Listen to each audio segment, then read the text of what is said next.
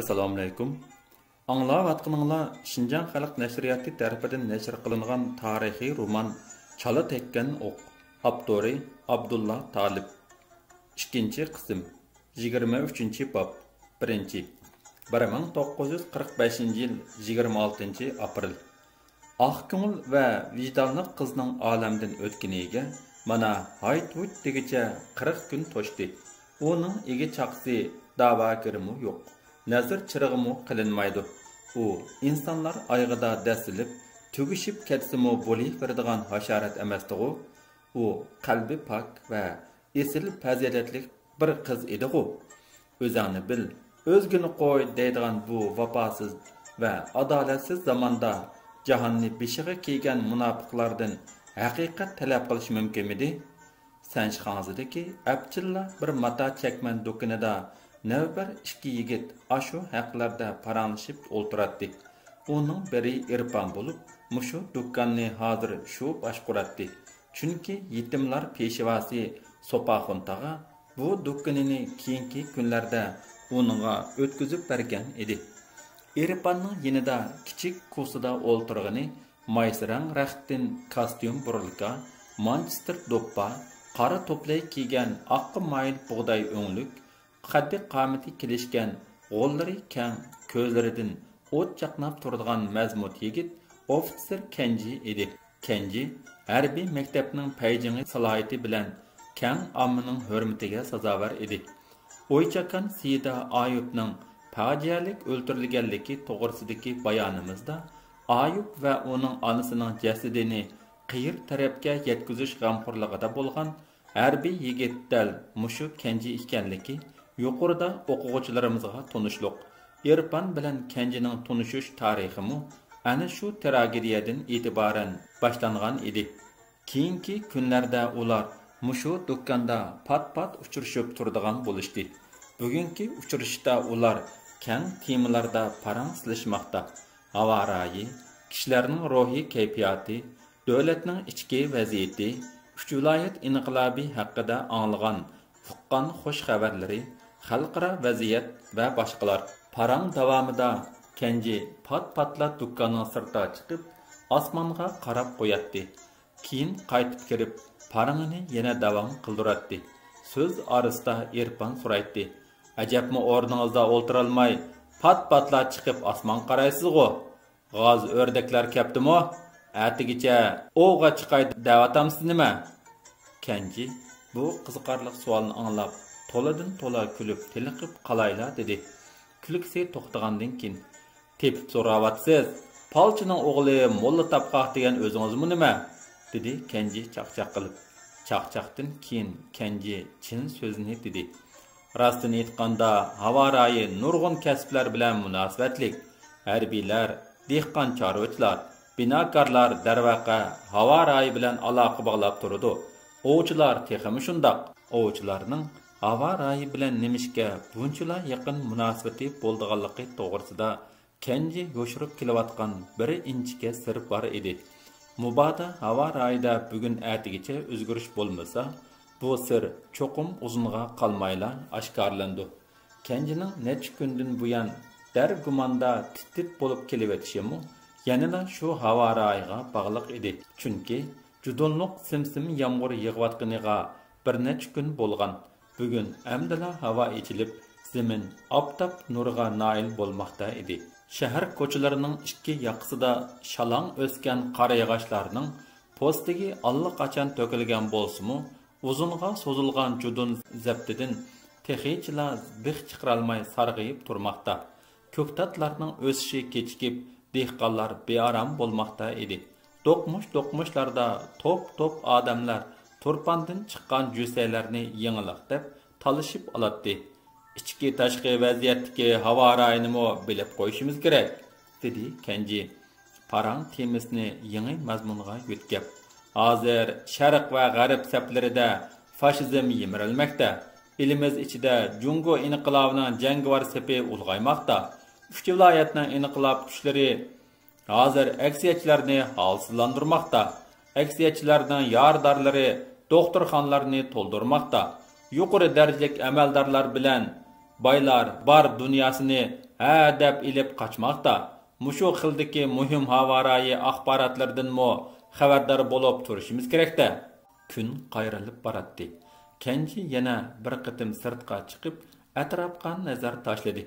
Koinotning ko'z yetim doirasidagi ufuq siziqlari ustida oqqush shalang bulutlar laylab yurishyapti. Osmonning ustinki qismi bo'lsa, xuddi aynakda supsuzuk ko'rinadi. Shisan teg'i ustalarini qoplagan qo'yuq va ko'rimsiz qo'ng'ir bulutlar turli dekoratsiyalarni hosil qilmoqda. G'arbga pastlab borgan kun ana shu bulutlar bag'riga kirib ketmoqda edi. Kenji nemishqidir bir turlik hayajon bilan Irponga: "Farzimcha bugun oqshom Nansan tog'larida yana yomg'ir yog'digandek turdi. Lekin Urumchi shahrida havo ochiq bo'lishi mumkin. Ikkimiz ata ovga chiqsak qandoq deysiz?" dedi. "Avliyodek gap qilmay, Xudoyim buyursa danga", dedi Irpon kulib. "Ko'nglimga ayon bo'lyotdi. Xudoning buyuradiganligiga mo shak keltirmayman. Kech kirib qoldi. Bo'ldi bas. Dukkonni taqang, tamoq yeymiz. Ondan ovga billa chiqilgan bir ikki og'ayning qishig'i borimiz", dedi Kenji. Ular Udul tarafdagi bir kichik oshxonada tamoq yedi. Keyin ikkalan aygimak ko'chalar orqali Xaba bo'yiga o'tdi va janub tomon qayrilib, Udul mutallibjan qariyag'ashliqqa kirib ketdi. Janub tarafdagi yo'g'on bir qariyag'ash tuvidagi shig'illiq do'ngda uch yigit tamoq chekib o'ltirishadi. Ular kimlarnidir saqlab taqozo bo'lmoqda edi. Dal shu chog'da ularning qishig'a Kenji bilan Irpon yetib keldida, ular o'zaro salomlashib, jam bo'lgandan keyin rasmiy suhbat boshladi.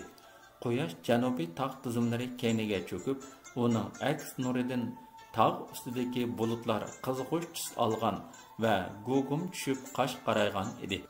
Yiroqdagi ufuq siziqi bargan sari g'uvolishib, nazardan g'oyib bo'lmoqda.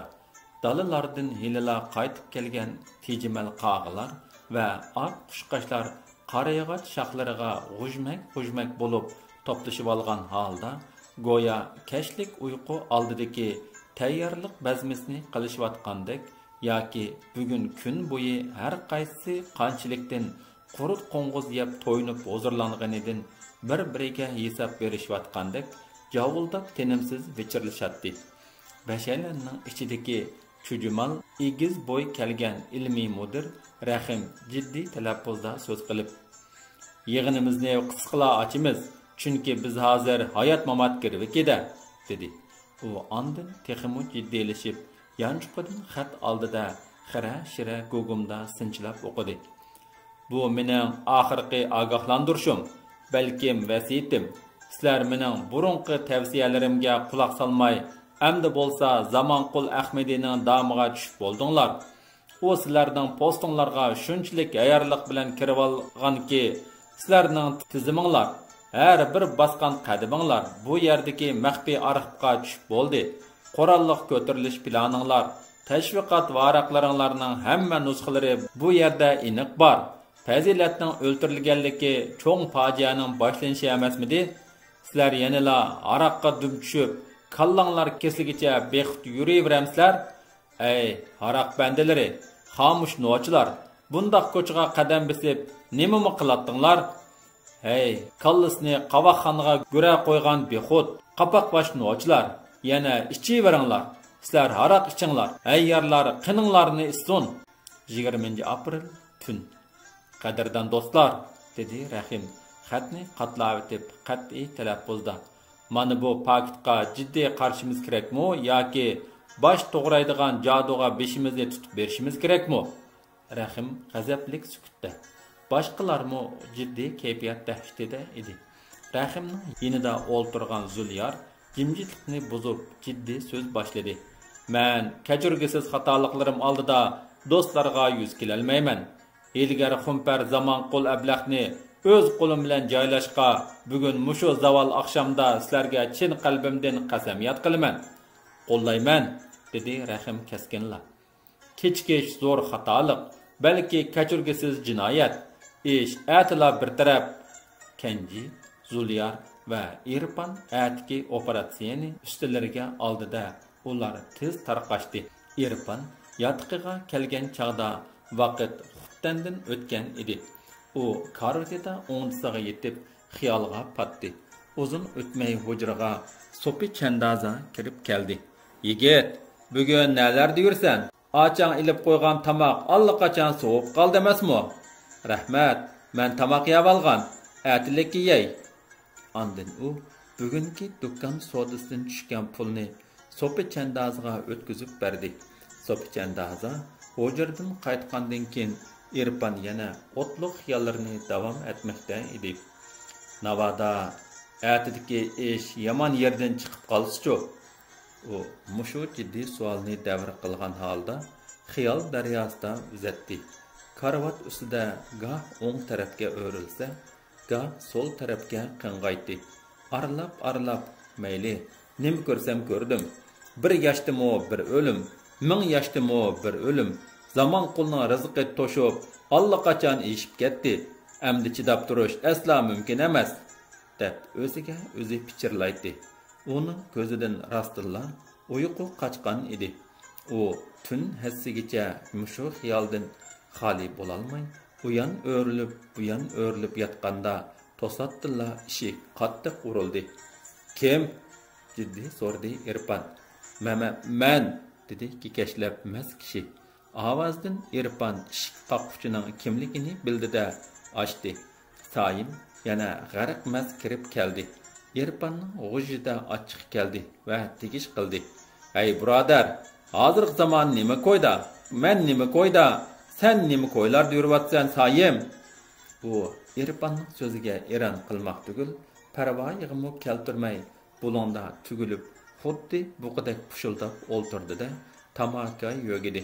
Birdamdan keyin uy ichi ko'k tamaki bilan nashining sisiq buslarga to'ldi. Irfan g'azab bilan eshikni ichivetdi va "Biz mushu vaqtda necha qatim so'zlashdik. Bu yomon xuylaringdan, ofatlik illatdan amdi qo'l uzsang bo'ladi. Xurab ketayotgan umringga ishing og'ris bo'ladi", dedi Irfan. "Men mo sana bir necha qatim deb qo'ydim", dedi Sayim talvilikka ilib. "Mening bilan chatg'ing bo'lmasin. Gaplaringdan o'rgilaysining", dedi Irfan yana g'azab bilan tikilib. "Men yana takror saminga silib qo'yayki, eshak deb haqoratlanish, qon setish, aroq ichib yiqilib yurish, mabanzilarga berish bu o'g'il bola uchun nomus."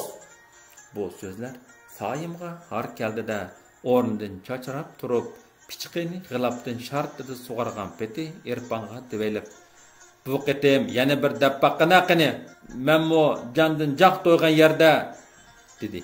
Ikkaylan xuddi do'yilga chiqqan raqiblardek udul qadilib turishadi. Sayim hozir xudini yo'qotgan va to'qimini qarniga olgan edi.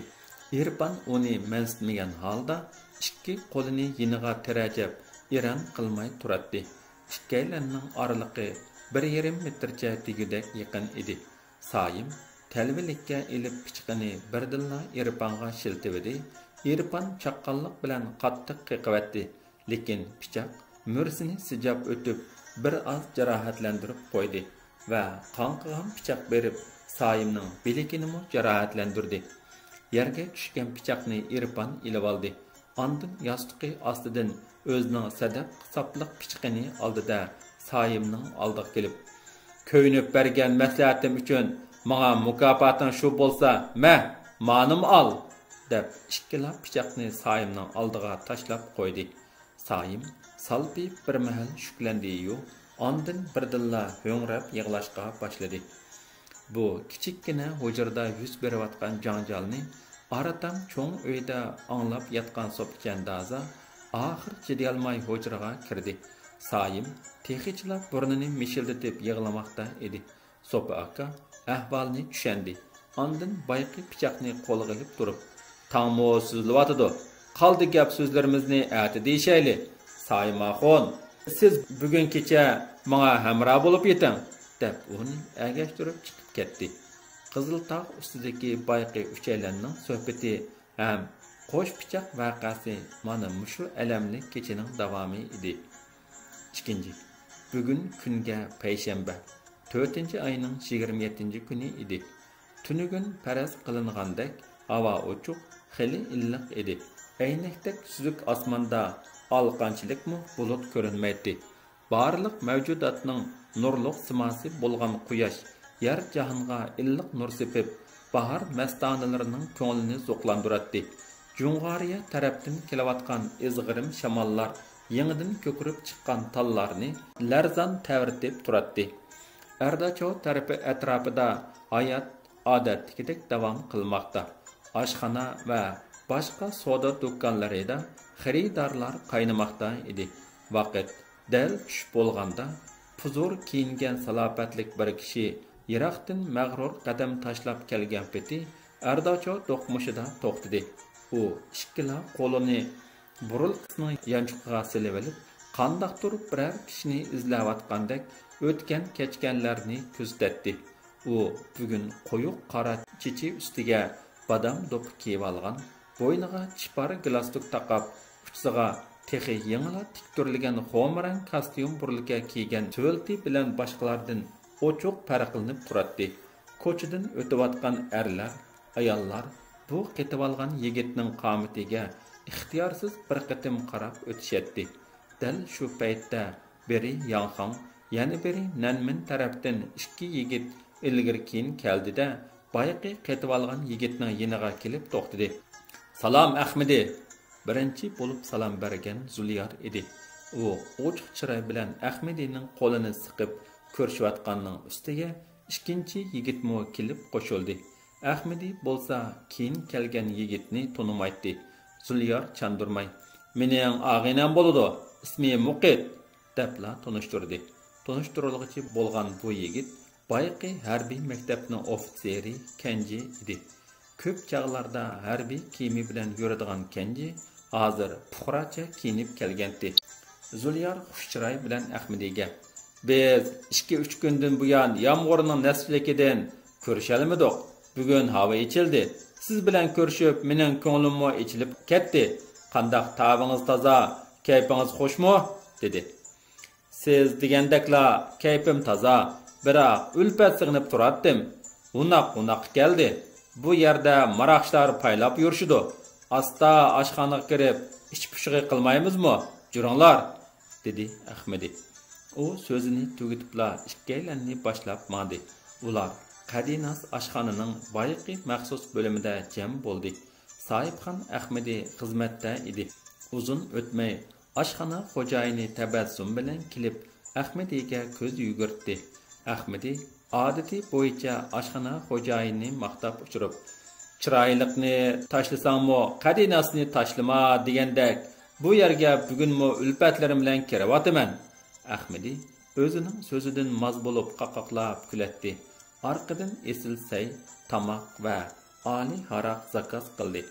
Qadinas oshxona xo'jayini hashpash degucha Ahmadining buyurtmalarini jarra-jar qildi. Ahmadi sexiliqidan kirilib, mag'rur kayfiyatda so'zlashga boshladi.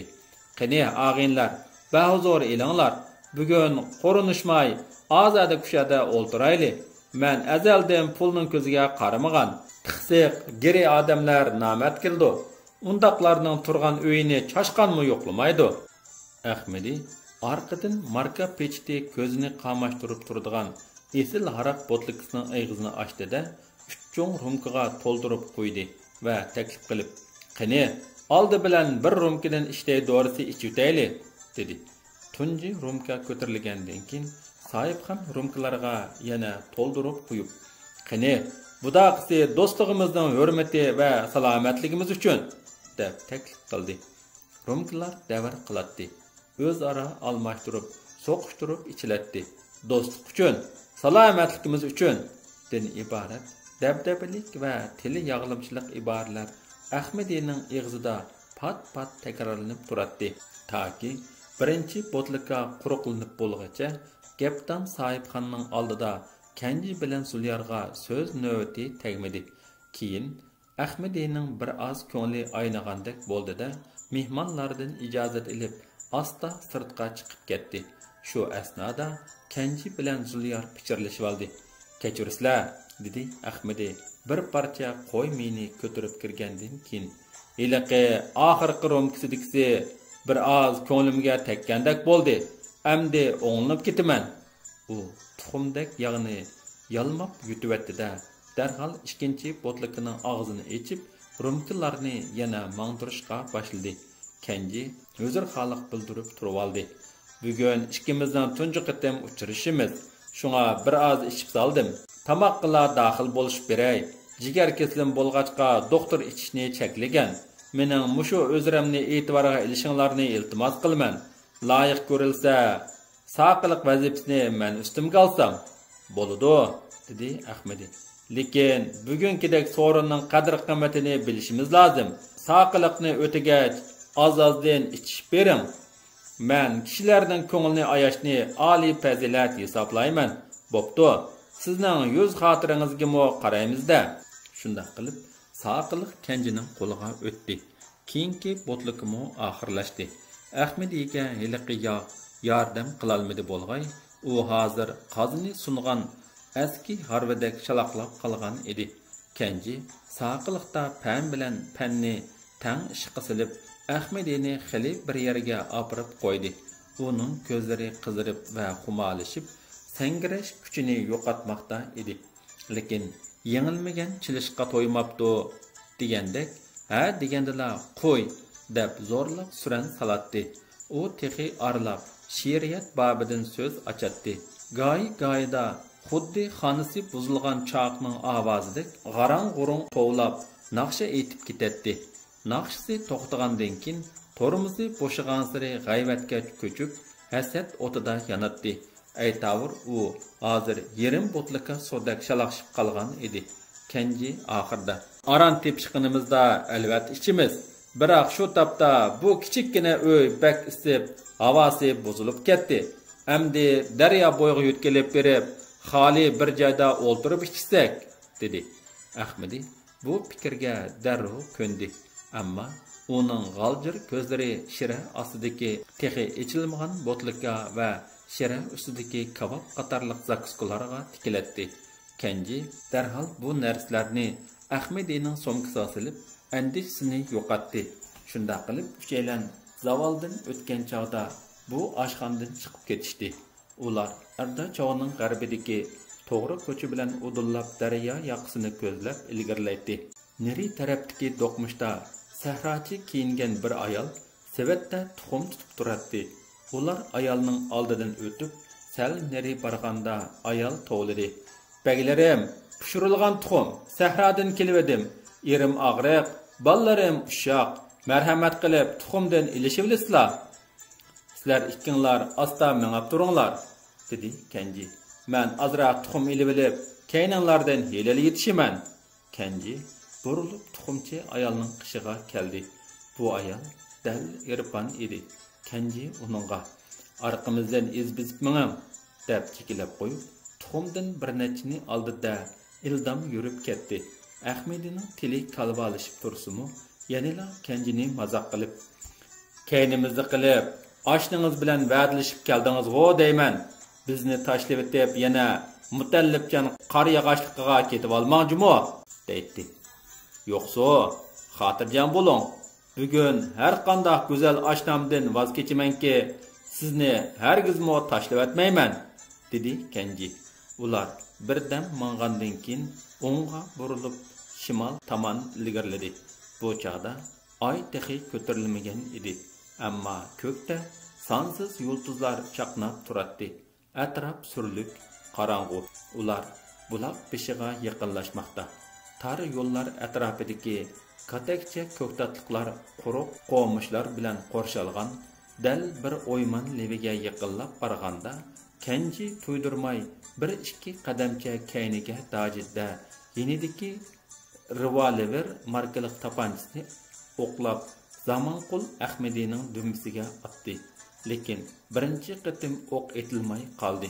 Zulya o'ng tarafdagi ko'ktatliqqa kirib oldi. Kenji darhol ikkinchi payni otdi. O'q Zamanqulning dumbisiga o'ng tog'i ostiga tegdi. Biroq u yiqilmay yon qurolni sug'urib chiqib, egiz ko'targan peti varqirab ketdi. Kenji darhol g'oyib bo'ldi. Zamanqul Aldığa bir necha qadam yugurib berib, qansirab güppide yiqildi. U qonga milinib ingrab yotatdi. 3. O'q chiqdi. Ko'ktatliqda odam o'ldi. Vaqa sodir bo'lgan chaqda Ko'ktatliqning yosh kuzatchisi o'q ovozini anglagan hamon cho'chib vaqirvatdi. Lekin u naq maydonga berishga petinolmay, o'duqqan peti cho'ng ko'ch tomon badar chapdi. U hozir hömida udul sho'ba saqchixonaga kirdida yuqorqidek qattiq so'ran salatdi. Saqchilar paypetek bo'lishib birdamning ichida naq maydonga yetib kelishdi. Zamanqul Ahmedi o'likjan holatda yotatdi. Taraf-tarafga odamlar mang'uzildi. Hayt-huyt degicha Gong'an Guanli chuning mas'uli Xu va bo'lim boshlig'i Nasir qatorliqlar mashinaga o'ltirib maydonda hozir bo'lishdi. Bir necha kishini kuzatga tayinlab, Zamanqulni darhol mashina bilan daryo bo'yiga yaqin doktorxonaga ilib bordi. Shu kechida atoqliq vrachlar jam bo'lib, jiddiy qutqizish ilib bordi. Boshqarma boshlig'i Xu mudir vrachga yalvorib, "Muhim odamimiz cho'ng anzi bilan aloqador. Qanchalik chiqim bo'lishidan qat'iy nazar qutqizib olsangiz" deb turadi. Vrachlarmi jiddiy harakatda edi. Yemat bilan Asrandi o'ttirsidagi bunchavala qo'yuq irmashlikdan hayron bo'lgan vrachlar tamtirgan siri ularning e'tiborini kuchaytirish muddaosida arqa-arqadan qo'yilgan savollar ularni texmo aldirtatdi. "Kan doktor, umid bormi yo'q?" Kan doktor beshni chayqab bir oz sukut qilib turib oldi. Boshqarma boshlig'i tatirib ketdi-da, betaqat bo'lib yana "Kan doktor, azroq bo'lsa-mo zuvon suralaydigan qilg'ili bo'lmasmi? Keyin o'lib ketsa-mo mayli-ku" deb to'lg'anatdi. "Biroq ahvol xatarlik, umid cho'ng emas" dedi doktor Naila javob berib. Boshqarma boshlig'ining paypatak bo'lib turishida suiqasdlik g'araz yoshiringan edi. Vrachlar kecha kunduzlab kasalning yendan neri ketmaydi. Navbatchilar jup-jupi bilan beshida qadalib turib, o'nundan ko'z uzishmaydi. Alohizan 3 kun o'tgandan keyin o'zi harom, kuchi halol bu eshak to'satdan zuvonga kirib edi. Chujang bilan Nasirning o'shig'i olchi qopdi.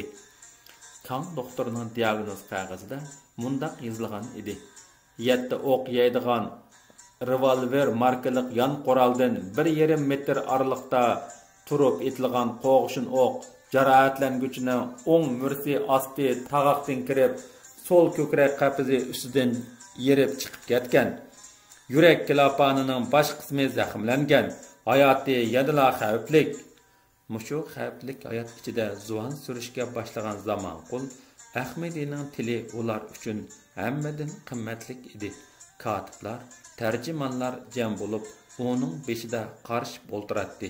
"Katiblar, tiz bo'linglar. Quloqni ding tutib, zir-zavirni tushirib qo'ymay xotirli bo'linglar." Chujang takrar jikilaydi. Mirza katiblar butun diqqati bilan yozmoqda edi. Terikida qilmagan askaliki qolmay, beguna jonlarga zomin bo'lib, hisobsiz qon qarzga bo'g'ilgan Zamanqul hozir o'lish oldida nimjon holatdami yana ofat terib jinoyat o'tkazmoqda edi. Qisos tutgan bu mal'un oxir 7-kunisi butda ketib qoldi-da, el orasida sesiq nomini qoldirib, olamdan ketdi. 23-bob tugidi.